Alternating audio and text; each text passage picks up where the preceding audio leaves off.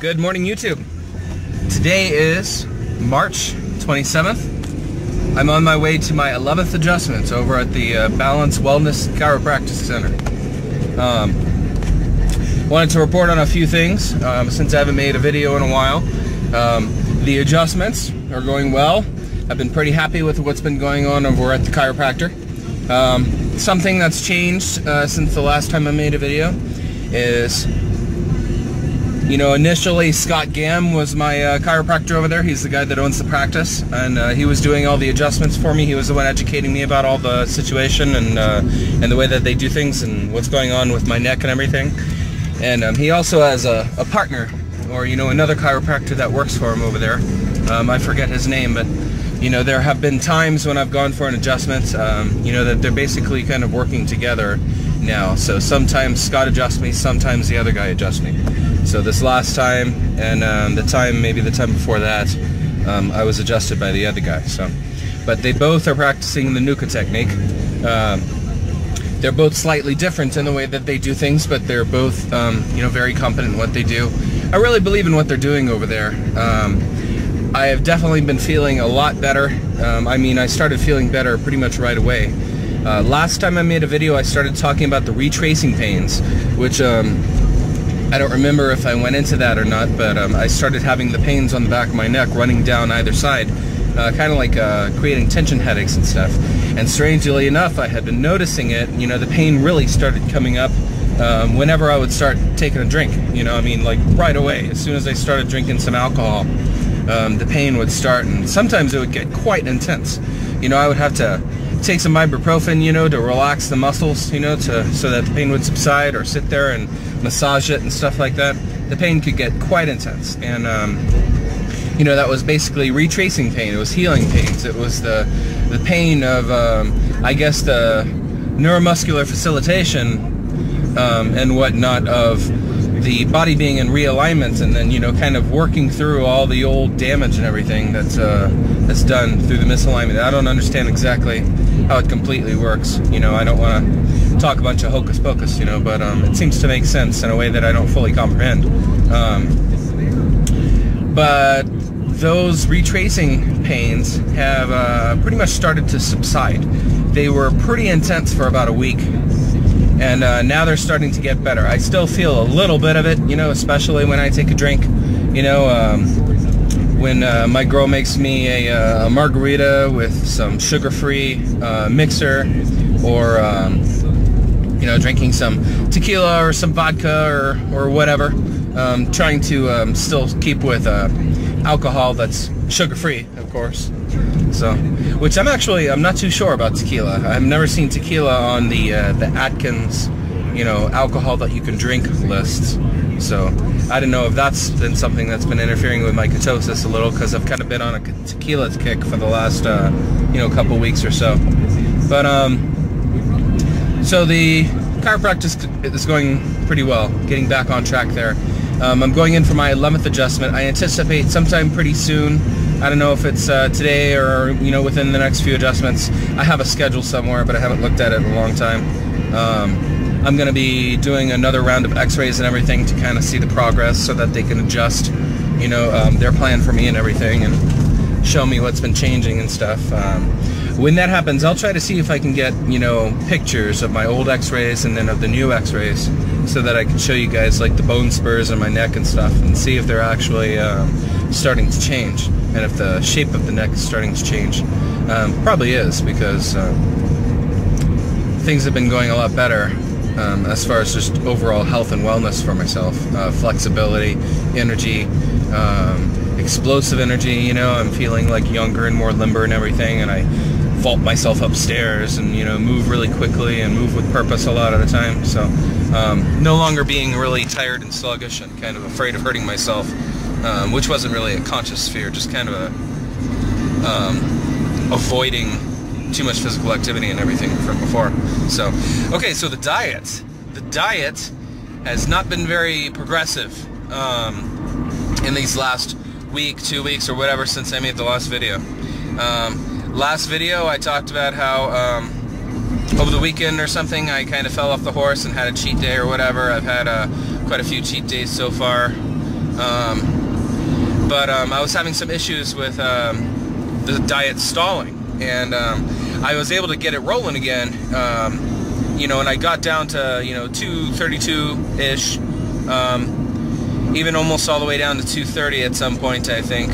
But then diet has totally, you know, been pretty irresponsible. Not too bad though, you know, this is the longest I've kept to something, and I did have a few days and struggles with kind of changing the ketogenic diet a little bit in ways that I haven't really been in ketosis very much lately. I still haven't been eating too bad, but there have been some nights and some days where, like one day I went with my partner. We went over to the brewery, Bristol Brewery, and refilled our keg for the office. You know, once I had the kegerator all fixed up and everything. And so, of course, we had to have lunch over there, and you know, cheese curds and beer cheese soup, and you know, a glass of one of their seasonal beers. So obviously that was going to kick me out of ketosis. And there was another night where some weekend my family, we decided to just get pizza and like wings and stuff, and you know, while I'm doing that, may as well drink, you know, that one beer I have left in the fridge too. So, you know, the diet's been kind of, you know, fucking off lately.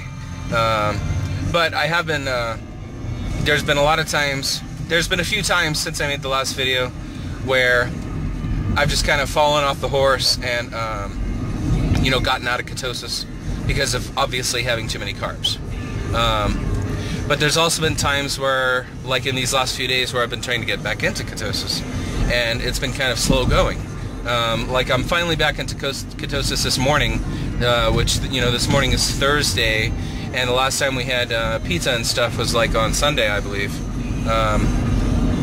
when we went up to Denver and stuff, and you know, we're away from the city for a while, so kind of out of the normal routine. But it's been interesting because I've been trying to find, you know, I've learned a little more about the ketogenic diet, you know, and that, you know, I probably take in, you know, too much protein, because I focus more on protein and I pretty much totally avoid carbs, and the fat is just kind of whatever it is. I know I'm supposed to be high in fat, so I just kind of don't really pay attention to the saturated fats and everything in the food that I eat, you know, and I'm sure I get a lot of fat, but probably not in the proper proportion. You know, for a ketogenic diet, you pretty much want to have what you're eating be, you know, like 70% fat. You know, you want the fat to consist the most of the diet, not protein, because protein can be converted into glycogen and stuff, apparently, if you take too much of it.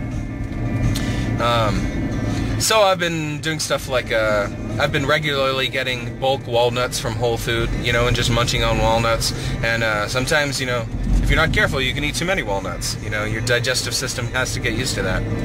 But stuff like that, and getting some guacamole to dip pork rinds in, and like some French onion dip, you know, that, you know, all sorts of stuff I keep an eye out for that has like 1 gram of sugar per serving. And then just generally kind of focusing on the meat that I'm eating be a higher fat quality of meat, which incidentally, and I know I haven't been very good on the diet lately, but that doesn't mean for academic purposes it hasn't been interesting. I've been finding, you know, stopping at McDonald's to get my kids some chicken nuggets and stuff for dinner and whatever.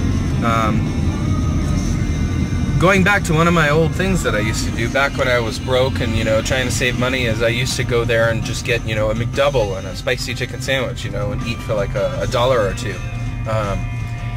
It got me thinking. I remembered watching, you know, King Corn or something, one of those, you know, food documentaries that talks about, you know, how horrible fast food is and how it's, you know, all the cows and everything are force-fed corn, and, you know, their diet's not natural and they eat way too much corn these days, and, you know, they're made of corn, and so the meat that you end up getting from McDonald's and stuff ends up being like this extremely high fat content compared to actual protein, so it's, you know, kind of like fake meat and everything. But that got me thinking, you know, a McDouble, and McDoubles are great, you know, they're $1 or they're $1.19 now. The price has gone up in the last few years, but it's basically a quarter pound before cooking.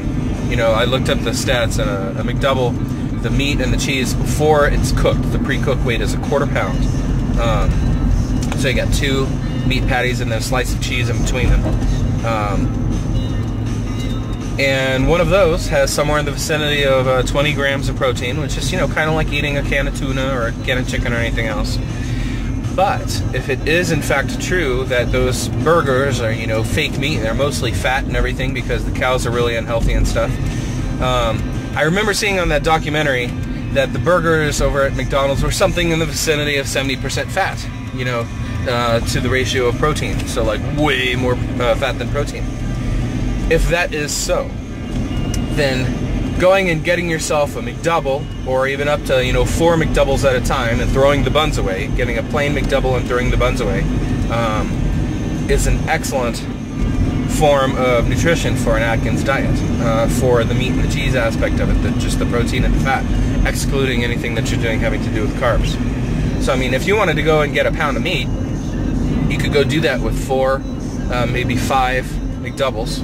You know, have yourself lots of fat, and you know, whenever I get them, I order them plain, so they're usually cooked to order right then, because, you know, I'm sure they have a lot sitting around, you know, for when people order them, but they're not necessarily plain. So when I get them, you know, after, you know, at night, after a whole day of not eating very much and whatever, and I open it up and take the buns off and just, you know, start eating the burger patty,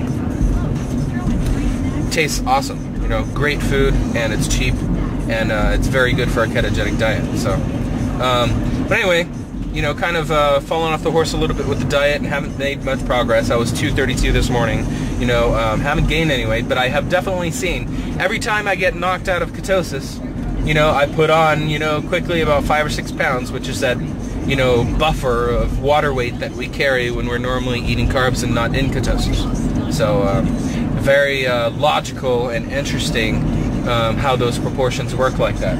You know, whenever you're in ketosis, whenever you're on Atkins, you remember, before you get into that ketogenic phase to where you're burning that fat regularly, you have to burn through that buffer of, you know, 5 or 6 pounds of water weight, you know, from the 48 hours or so it takes to get into ketosis.